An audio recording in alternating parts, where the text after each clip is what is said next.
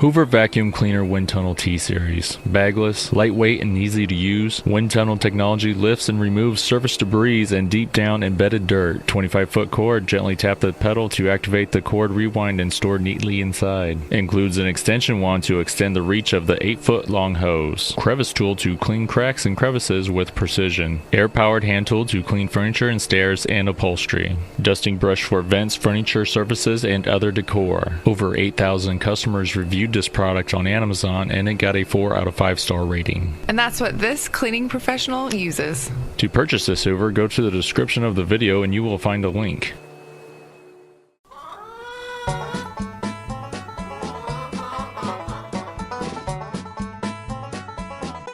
Welcome to Jills of All Trades. I'm Cinnamon with YouTube channel Cleaning and Organizing with Cinnamon. And I am Julianne with Dirtpatcheaven, and we have a YouTube channel.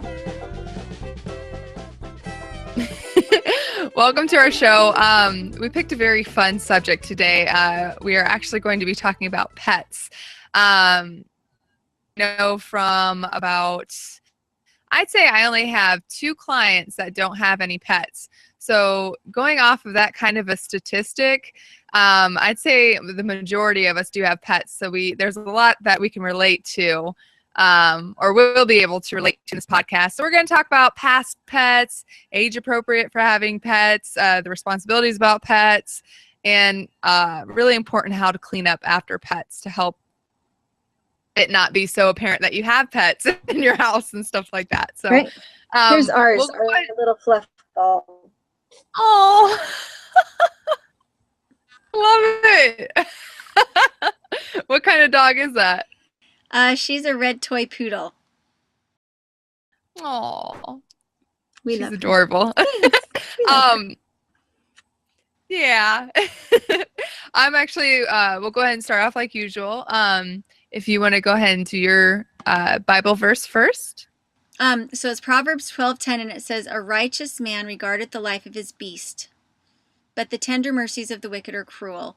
And I think that kind of talks about how a righteous man will take care of the people around him, down to animals that are in his care, but that he makes sure that everyone and everything around him is taken care of well and treated kindly, whereas the tender mercies of the wicked are cruel, kind of meaning that when you're an unrighteous person, even the people that you should care about the most are not taken care of. And so you can tell a righteous man by how careful he is about treating even the animals around him with kindness.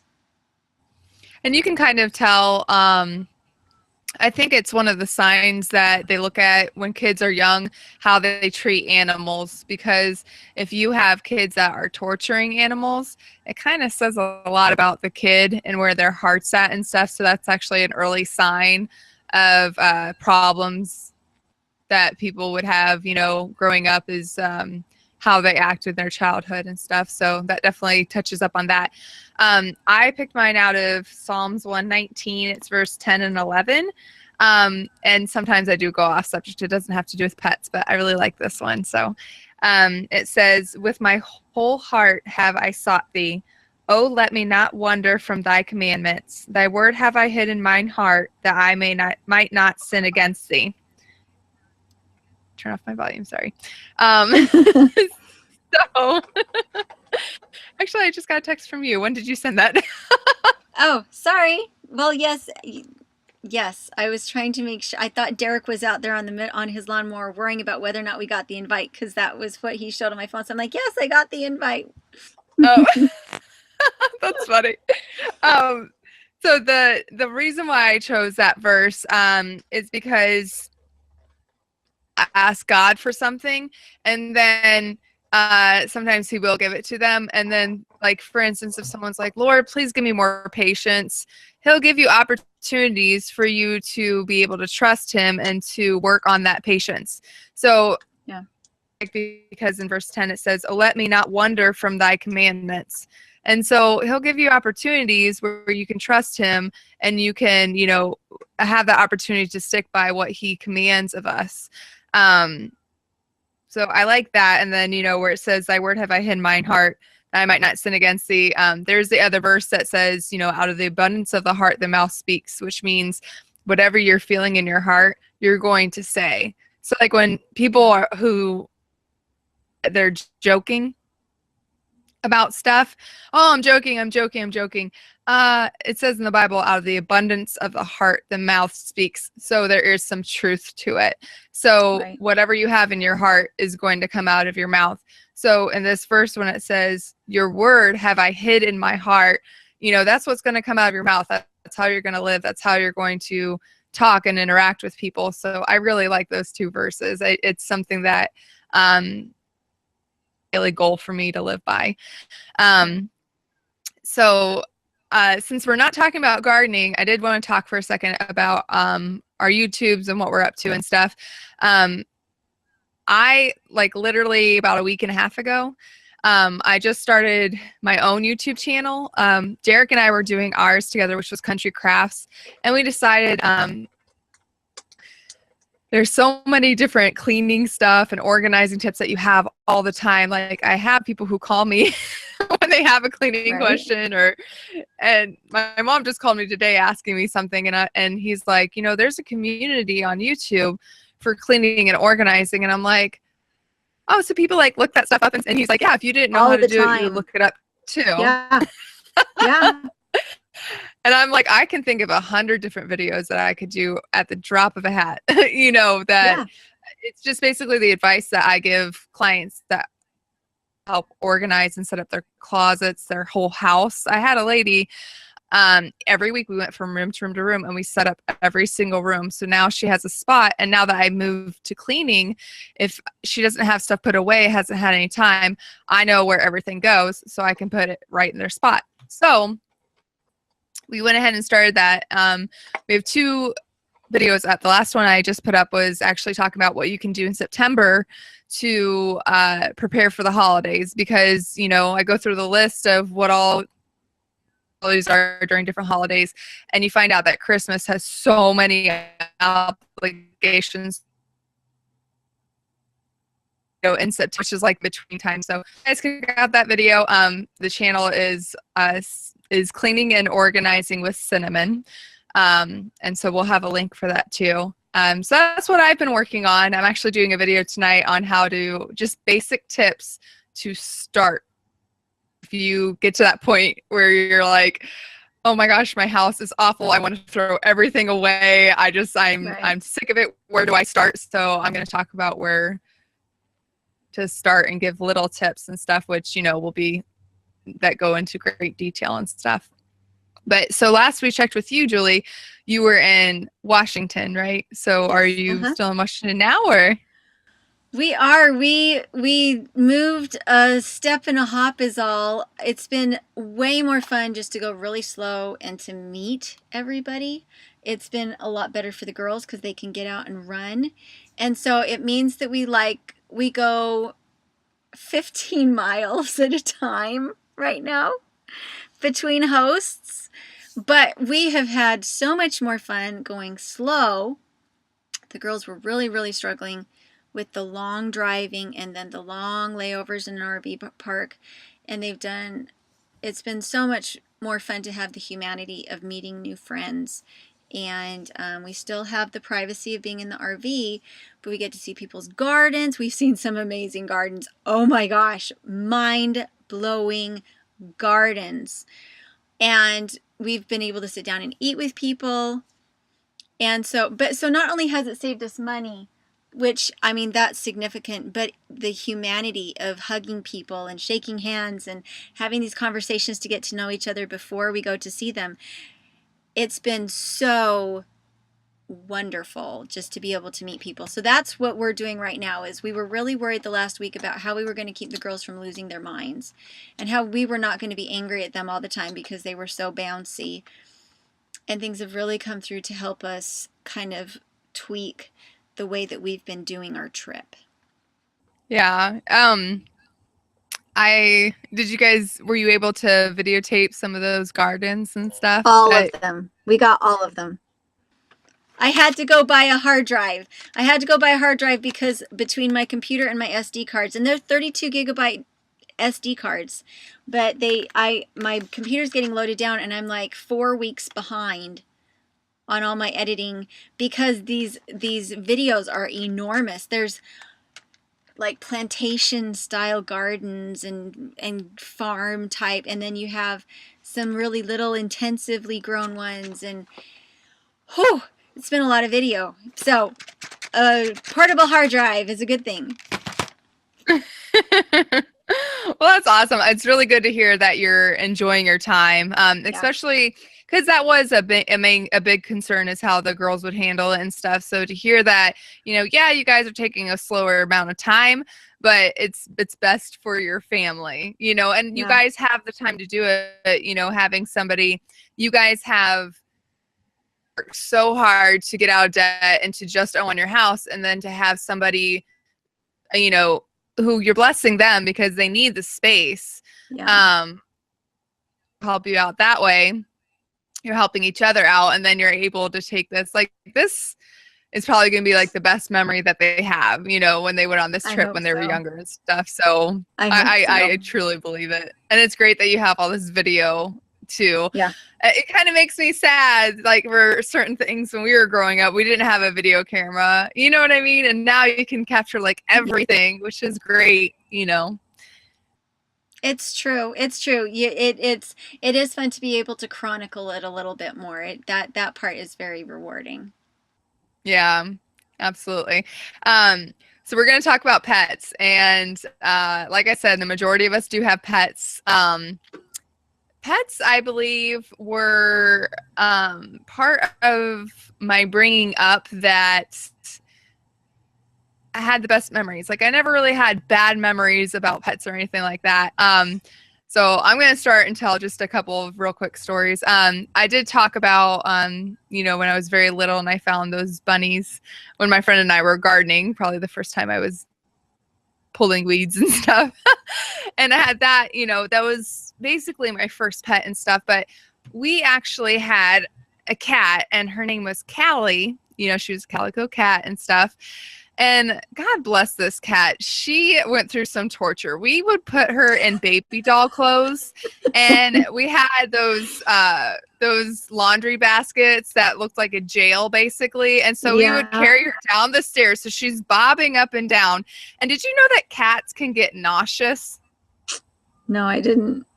Yeah, they get. Like, if you put them in a chair, I never did this, but if you put them in a chair and spin them around, they can get nauseous. Like, and so I can only imagine going down this big flight of stairs in baby doll clothes in a basket, and she's just like frantic looking around, and we would do that all the time. And I felt so bad for her. And we would hold her, and we had arm movements. And we sang this song, so I'm going to sing the song, which I have no idea where we got it or if anybody else has ever heard it before, but we go, way down in the jungle where nobody goes, there's a wishy-washy woman. I know that song. She goes, ooh, ah. Yeah. So we would do that, and we'd move our arms with it and stuff, and the look on her face was like, why are you doing this to me? But we would just die laughing when we would do it. And the great thing about pets is, I can't talk. And she put up with it all the time. But I will say, kind of like a punishment to us was that as I grew up a little bit older, childhood all the way up until my freshman year in college. And when she got a little bit older, I'd go to reach to pet her, and she would walk right out of reach, and she would just stand there and just walk slowly, like, haha, you can't touch me. She would do that all the time. I'm like, you snob, but I would call her to bed. I'd be at the top of the stairs, and I'd go, Callie. It was a certain call that I did, and then she'd meow, and then she'd run up the stairs, and she would keep me company at night and stuff. She wouldn't let me hold her, but she would lay on the bed with me. So I loved her. We never had an indoor dog, though. I was more of a cat person. We had an outdoor dog, which was my brother's dog. And we named her Coupon because she was as small as a coupon. And she was German Shepherd and Collie, so the end of her ears would go down. And he used to take her to the football field, and that's where he would actually brush her. And he would start on the goal line, and he'd make the sound with his mouth that sounded like a race car, and he'd go, brrr, you know. And then as soon as he did that, they would race the whole length of the football field. And he said she would always beat him. And he knew that she'd gotten old when one day they went and he sprinted and he's like, oh, I'm beating her. And he looked and she was still standing at the goal line. Oh. Yeah. And she knew the sound of his car when he was coming home and stuff. She would start, you know, like if he was coming down the road or whatever, she would start getting excited and everything. And oh, it was great. But I wasn't a dog person. I am now. Only interactions I really had with dogs when I was younger is that my friends would have dogs and they would always jump on me, and I didn't like that because I didn't know that I could say, you know, down or anything like that. And they really didn't know yet to be like, oh no, get off of her or anything. They would just kind of look, and I'm like, your dog's on me, you know. And so I didn't like dogs, but I like them now. You guys probably had a lot of animals and stuff, but as far as like your own personal pet, did you guys have a dog or a cat or anything? We didn't. We had farm animals, and but we had to take care of them like they were pets, and I think we thought of them as our pets. We had some really special cats. The endless patience of some cats. I don't know if it's because they were just raised to be that way, but my girls always have kittens that are so patient. The girls will haul them around and sling them over his shoulder. I had one special cat as an adult that would ride on my shoulders to go milk. And she knew not to get in the milk. She would just sit on my shoulders and stare at the milk while I was milking. And she always wanted to be at the tallest place on the property. And if you were the tallest place next to her, she was going to be on you. And so she would climb up you to put her front feet on your head. And but it's different with farm animals. It's kind of hard because you very rarely have a very long-lived outdoor cat, farm dog, farm cat, just because of the dangers of farm life. And this mama, we had her for I think 2 years, and I'm pretty sure our neighbor caught her in a trap. And that was really sad, and we cried a lot. But with farm animals and on a farm, sometimes, unfortunately, you have to somewhat kind of guard your heart and not get as attached to them as you would like to, because the odds of them living very long are pretty slim. And that is the hard part about having any kind of farm pets, is there's a lot more that can happen to them out in the country on a farm. So yeah. But being around, having the girls being around all those animals and stuff, like, although they don't have like a specific rabbit that's theirs or whatever, they take care of like all these rabbits and all these, goats and a bunch of the, different categories, I guess you would say, animal. It's are very good for responsibility. I think that's funny because Derek got our cat that we had together for 3.5 years, the one that had like died suddenly for she had a sudden stroke, a kitty stroke.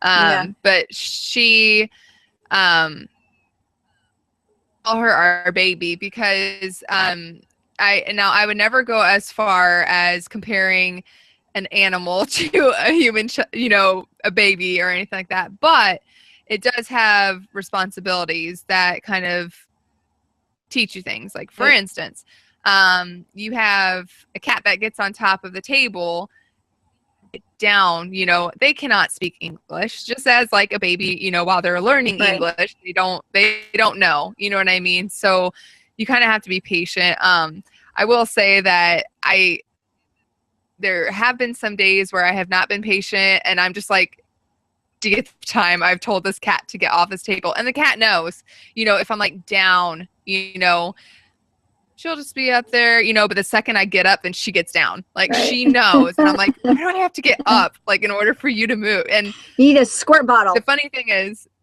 No, I know. Here's the thing. We have like 7 squirt bottles, but because we're not organized with our squirt bottles and they're not in a specific spot, we can never find them. They're nowhere to be found. And I'm like, we have like, where? We can't even find one. Like, you know, and then by the time we find one, she's down. Right. Or he's down. Sorry. But the responsibility parts, you know, you have to feed them, change their, and if you guys have a pet, and I do see this a lot, I'm not calling anybody out.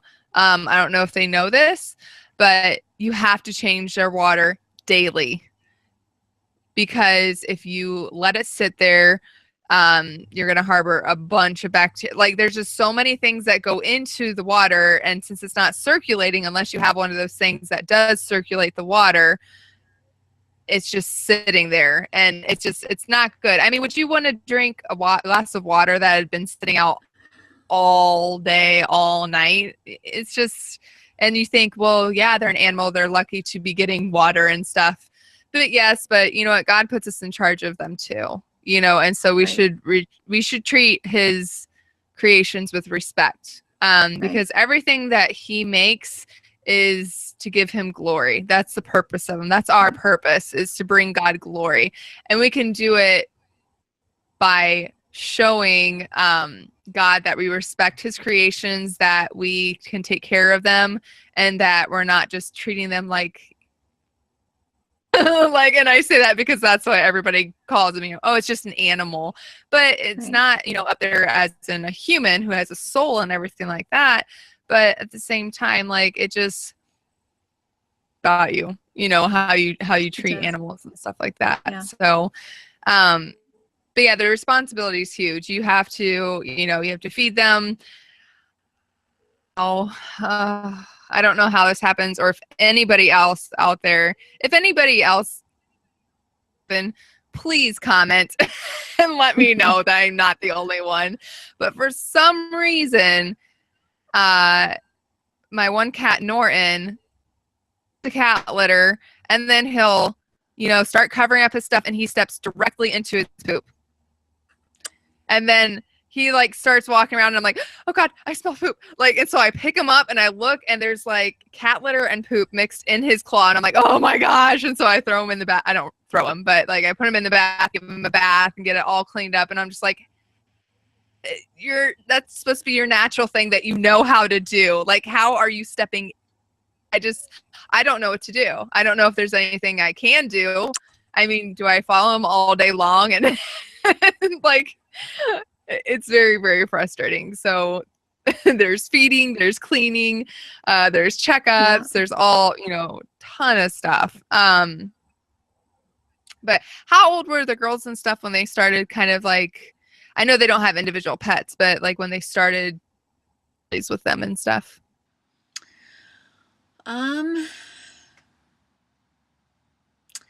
Well, they have to be tall enough to be able to see into the cages.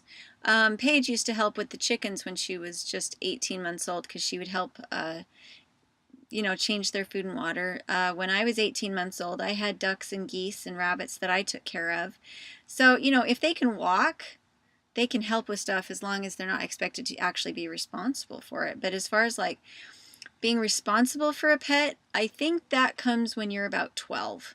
You know, before the age of 12, I think always having a parent to check up on things is a really good thing. But I think by the time you're 12, it's something where, you know, that mom and dad maybe don't have to check up on things anymore.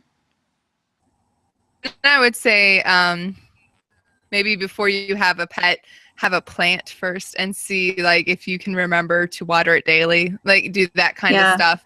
And maybe have that be your sole responsibility maybe before you're 12 and see how you do it, you know, to kind of ease into having a pet and stuff. But, you know, it teaches you responsibility of taking care of another living thing. And so I think for kids, it's a very big thing. I mean, and there's so many benefits of pets. I can be in an absolutely horrible mood, and I'll go and in their cat room. They're down there playing and stuff. And I sit there and they just curl up like no, attitude Yeah. at that moment. It's just like they give you so much love, and Yeah. they're definitely, and this may sound silly, but you can talk to them, and your secret's safe with them. You know what I mean? They're a venting ear that won't egg you on if you're feeling like venting, which we've all been there before and stuff, but it's really, really awesome. So did you have any other like childhood memories of pets or anything that you wanted to share? I just had, there's always animals that you love, and it is, there's unlimited friendship there without judgment and without any kind of coercion besides just to take care of them. So it is an invaluable part of life to have animals around that you can love and take care of. I think it's a very valuable part of life to be around and have pets. Yeah. Part of the reason why some people don't want to have pets is just because and their responsibility. I will say cats are a lot easier. I mean, other than mine that likes to step in its stuff. But cats are a lot easier because you don't have to let them out. If you are out of town and you need somebody to watch after them, it's not, let them out in the morning, let them out right before bed or anything like that. You just have to have somebody come in and change their water and all that kind of stuff. You have fish, which, they actually have these little blocks of food where you can drop it in there and it'll feed them for 12 days. So if you go on a vacation, you don't even have to have somebody come in and feed your fish. So fish is a good one if you're thinking of, and granted, not cuddle or or anything like that. You can talk to them still, but and on a side note, I feel so bad. I don't know how long we've had this fish, but I think it was like 3 days ago. And I had been busy for a couple of mornings, so I didn't feed it for like 2 days. And Derek's like, "That's not what did it." And I'm like, "I think it is, though." I woke up in the morning to give the fish food, and it's just laying, and I'm like, "No!" Like, oh, I feel so bad. Like, it's awful, and I understand, it's just a fish, but it was our fish. And it was this tiny thing in this big aquarium, and yeah, anyways. But so a lot of people don't want to have pets because of the mess that they leave. But if you get into certain habits with your pets and cleaning, I guess the question becomes, like how often should a house be cleaned that has pets in order for, you to walk into the house and not automatically smell pets. Right. As a cleaner, I do know that I have some houses that are weekly and some that are bi-weekly. And the houses that are bi-weekly, you can definitely tell if you have very hairy pets and stuff. So I would wholeheartedly suggest vacuuming and doing the floors at least once a week. Now, if you think about it, if you have girls or children like daughters or anything like that, you're going to have to vacuum and stuff at least once a week anyways. Because if you think about, I relate to this. If you're a woman that's listening to this, or if you're a male who has sisters or any kind of woman in their life, we shed. Okay. And we only have a little, like our head is the only part that is covered with, the long hair and stuff. And you find it everywhere. Like we'll be at church and I look over at Derek and he has like one of my hairs just like sticking out of his shirt. And I'm like, oh, whoops.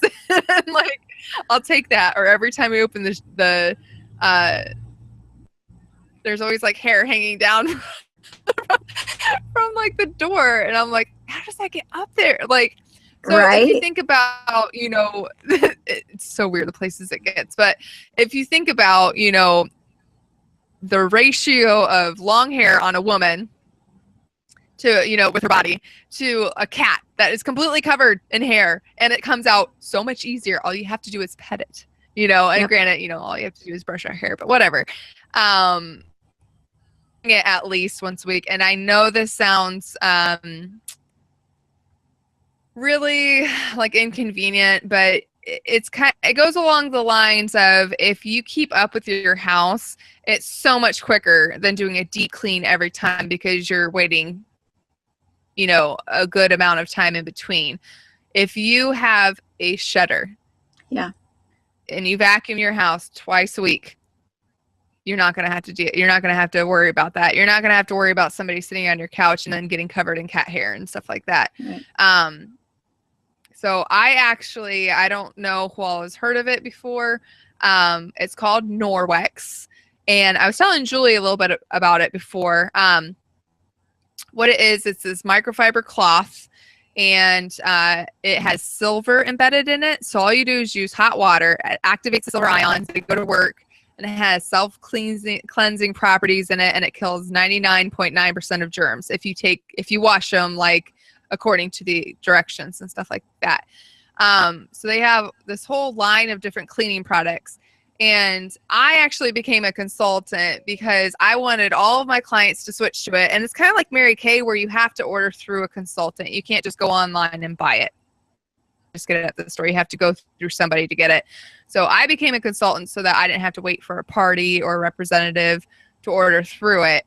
And I did it not because I'm endorsed in any way, shape or form, but I just looked at, like, last week I worked 51 hours and clients use Norwex. So I use Norwex for like anywhere between 45 and 55 hours a week.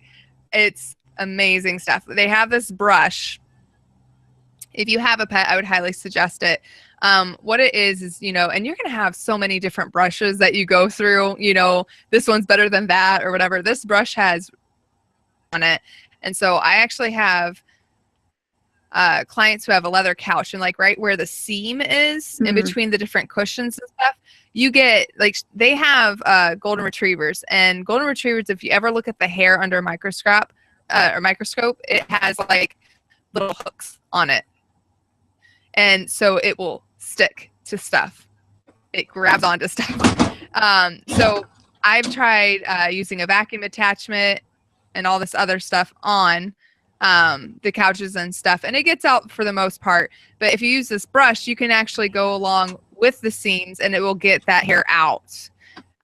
It's good for steps. You can do it on your pet, which will get the hair off. And then if you have any bedding that, because they pick their favorite spots, where you could basically grab all the hair and make an entirely new pet right from it. But it works on that too. So I would definitely highly suggest the brush if you have a pet. So I use it, definitely use it over anything else. So cleaning, I was going to say, definitely vacuum twice a week would be a huge suggestion. I'm probably going to do a video on the Norwex stuff, so we'll keep that a little bit separate. And the more you are active with your animals, for us, because we live on a farm, we have so many animals. We vacuum daily. We do not ever, ever, ever skip a day that we don't vacuum. And we don't use like a suction vacuum. We use the one with the rotary, and that's the only part we use on the carpets, because the more active your animal is, they're not just bringing in their own hair that they're shedding. If they're out playing in the dirt, if they're out walking around through the tall grass, they bring in seed heads, they bring in cockleburs. And if you have children, I know children are not animals, but if you have children that play out in the dirt a lot and they come in, so we live at the end of a dirt road, so it also depends on what kind of, do you live on asphalt, do you live on dirt? But for our family, our lived-in areas, like our basement and stuff where we don't go a lot, we wouldn't vacuum that often. But in our lived-in spots, in our traffic areas, in order to feel like we're not just nasty all the time, we vacuum once a day at least. Sometimes if we've had a really high traffic day, we'll vacuum twice a day. And you know what? And if you have more than one person in your family, you can have somebody do like the bare floors while somebody's working on the other. If you have teamwork and you're doing it consistently, it's not going to have time to build up where it's going to be very, very inconvenient. I remember now the reason why I was talking about the Norwex cloths is because sometimes when my cats would have like a hairball, I was using this stuff. It was called LA Awesome. And it is like the most potent stuff you will ever, I don't even know what's in it, like probably the worst chemicals on earth. And I'm like, okay, well, I'm going to use those because it'll totally clean it up and everything. And then I was watching and I would spray it and I'd clean it up. And if I kept an eye on over there, my cat would go directly up to it and start smelling it. And I'm just like, oh, feeling that awful chemical. So actually I have a Norwex rag that I use that is just for that. And since it picks up like a normal microfiber cloth, in order to be fiber cloth, the fibers have to be 1/16 the size of a human hair, which is the same as silk. You know, these cloths, the fibers on them are 1/200th the size of a human hair. So they have so much is in there where it picks stuff up. And then it kills all the germs and everything like that. So instead of spraying all these harmful chemicals, I'm using a rag that I use hot water on, wring it out, and then I just wipe off, you know, their accident and stuff, and it picks everything up. And anything that you rinse it, anything that's left in the cloth, it has the self-cleansing properties in it where it will kill everything that is left in the cloth in 24 hours. Very, very convenient, especially my cat. I don't know if, like, I think it's Caleb. I think he licks himself and he licks Norton too. He's like the groomer of the two. It's ridiculous. He's always trying to like give him a bath, and sometimes Norton gets so mad and he'll start biting him. And then he'll like do that. But they're definitely highly entertaining, that's for sure. So I think that's all I had for as far as pets. I just thought it'd be a fun little thing to kind of talk about, you know, different animals that we had and stuff. Did you ever have any like animals on your farm though that would do like stuff daily, like a certain greeting or something like that, or have any? My chickens right now, and I know that they've learned that when I come, I always have a treat for them, and so they'll see me and they all start like making all these noises, and I'll walk out there and they come running, like they sprint to where I'm at because they think I have food, which I understand why they're doing it, but it makes me laugh every single time because I don't know, it's very, very entertaining. Yes, all of our animals do that. They all do it in very different ways. The quail will come out and kind of peep out and get under my feet and sit and wait and sit and stare at me and wait for me to feed them.